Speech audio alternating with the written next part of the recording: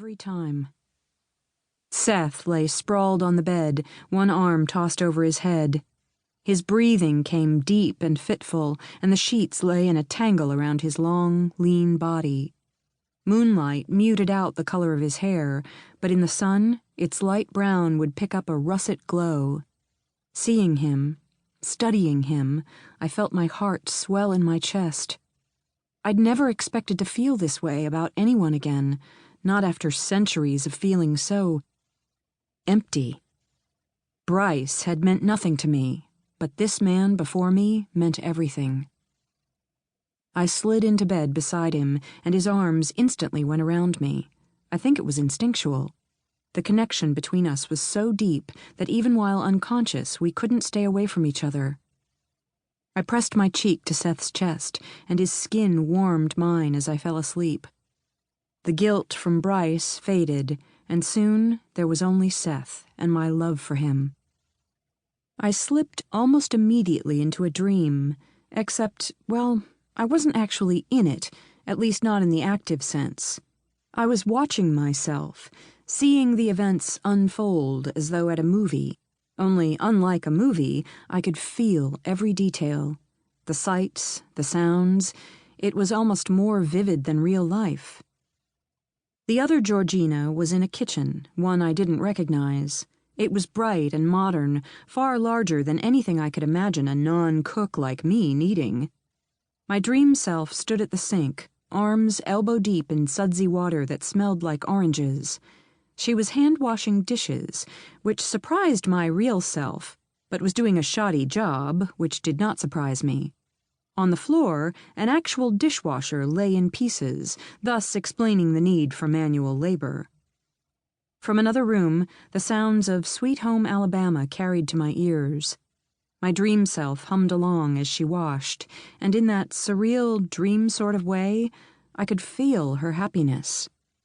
She was content, filled with a joy so utterly perfect, I could barely comprehend it. Even with Seth, I'd rarely ever felt so happy, and I was pretty damned happy with him. I couldn't imagine what could make my dream self feel this way, particularly while doing something as mundane as washing dishes. I woke up. To my surprise, it was full morning, bright and sunny. I'd had no sense of time passing. The dream had seemed to last only a minute, yet the nearby alarm clock claimed 6 hours had passed. The loss of the happiness my dream self had experienced made me ache.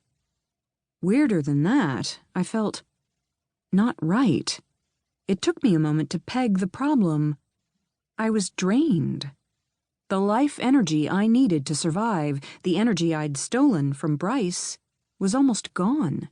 In fact, I had less now than I'd had before going to bed with him. It made no sense. A burst of life like that should have lasted a couple weeks at least, yet I was nearly as wiped out as he'd been. I wasn't low enough to start losing my shape-shifting ability, but I'd need a new fix within a couple of days. "What's wrong?" Seth's sleepy voice came from beside me. I rolled over and found him propped on one elbow, watching me with a small, sweet smile. I didn't want to explain what had happened.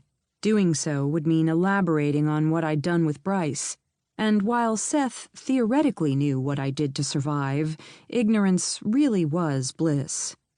"Nothing," I lied. I was a good liar. He touched my cheek. "I missed you last night." "No, you didn't. You were busy with Katie and O'Neill." His smile turned wry, but even as it did, I could see his eyes start to take on the dreamy, inward look he got when he thought about the characters in his novels. I'd made kings and generals beg for my love in my long life, yet some days, even my charms couldn't compete with the people who lived in Seth's head. Fortunately, today wasn't one of those days, and his attention focused back on me. "Nah, they don't look as good in a nightgown. That's very Anne Sexton, by the way, like candy store cinnamon hearts." Only Seth would use a bipolar poet as a compliment. I glanced down and ran an absent-minded hand over the red silk. "This does look pretty good," I admitted. "I might look better in this than I do naked." He scoffed.